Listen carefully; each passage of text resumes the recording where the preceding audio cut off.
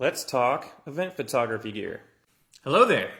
So, one of the most common questions I get asked as a professional photographer, what kind of gear do I use? So today we're going to talk about the gear that I use on event photography specifically. So we'll start with the camera. I prefer the Sony a7 III.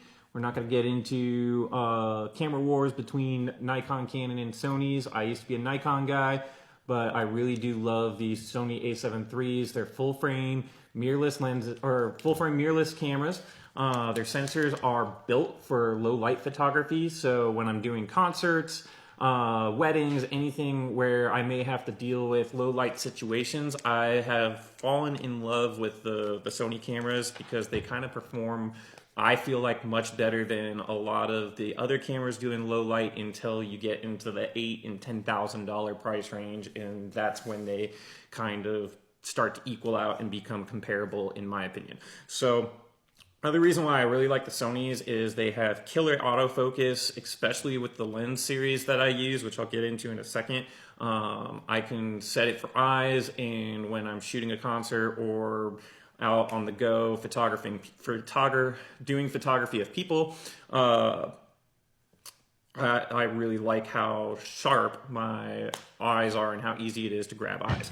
So we'll talk about lenses here. I use the Tamron DI3 series for both my lenses. So we'll start with my walk around lens. This is kind of my go-to workhorse for most things I do. This is the 28 to 75 millimeter f2.8. I work a lot with low light, so this f2.8 is a really good, nice wide aperture so that you can pull in a lot more light.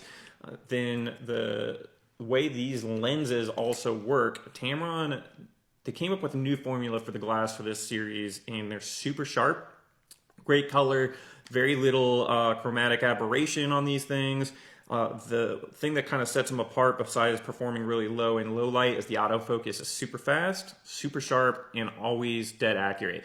Whenever I'm using this series, they're grabbing people's eyes, even in low light, and they're always laser sharp, which I kind of mentioned in another video. So my other lens, I just got this one. This is the Tamron 70 to 180 f2.8. It is the DI3 VXD model. So the smaller one is the RXD model. It's the older model, but the VXD models are newer, and they've kind of upgraded some of the autofocus features in them. I don't want to get into all the things that they've improved, but I definitely recommend these VXD models. Both come with lens hoods, so your lenses are equipped to block that lens flare that comes in from the side if you need to. They're both fairly light, and they're both really affordable lenses compared to Sony's flagship lenses, which they're also on par with those lenses. So they're pretty much just as sharp. I've seen shot comparisons, and it's really, really difficult to tell the difference between the two. So I definitely recommend spending a third of the price on the Tamron lenses specifically. So the other thing about lenses, since we're talking about them, I use B&W filters. I always use the UV and haze protection filters. These guys are made in Germany. They're fantastic. They're super sharp glass, great optics. When you use cheaper lens filters, there's a lot of times that, I talked about this in another past video, that they're not as sharp and the image quality isn't going to turn out well. So the BWs are a little more expensive, but you're going to get great photos from using them. And I use them less for the UV protection, but more to protect the front glass element on my lenses. When walking around on a shoot, especially when you're doing event photography, it can be a little hazardous to your lens. You might bump into something, someone might bump into you, and it's better to crack the $50 lens filter than the front of your $1,000 lens and then have to repair that. So the next thing we'll talk about is memory cards.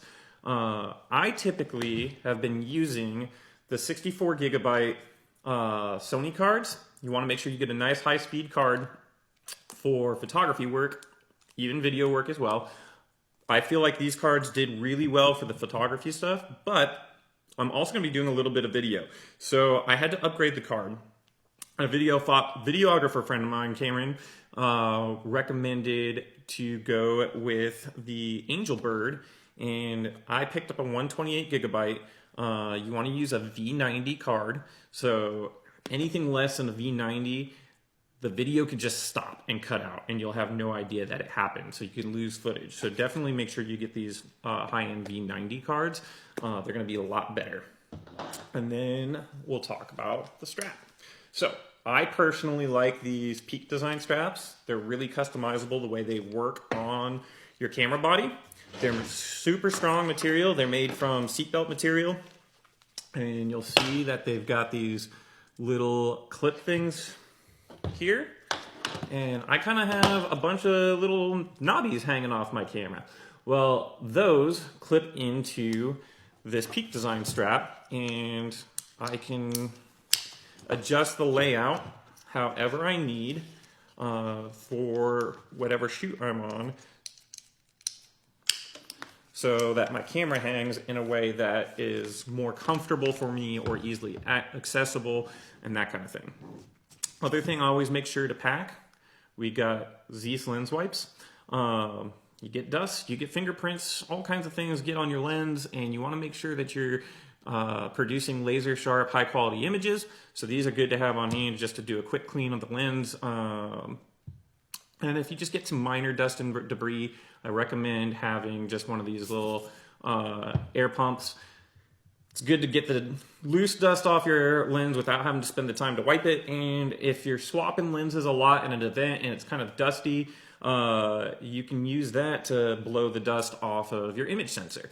I never recommend cleaning an image sensor yourself. It's okay to get loose dust off of it, but if you get something that's kind of stuck on there, make sure you take it to a professional camera repair shop, and don't try to repair the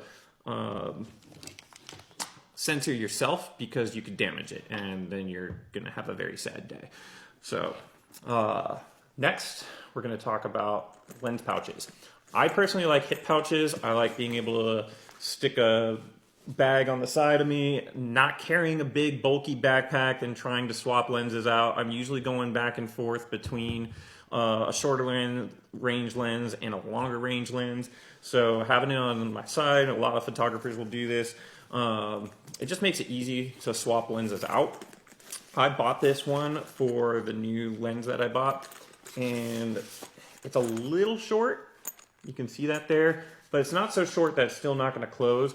I may be buying a bigger bag for this lens specifically, but this bag actually fits my smaller lens pretty perfectly, so it was not a waste of money.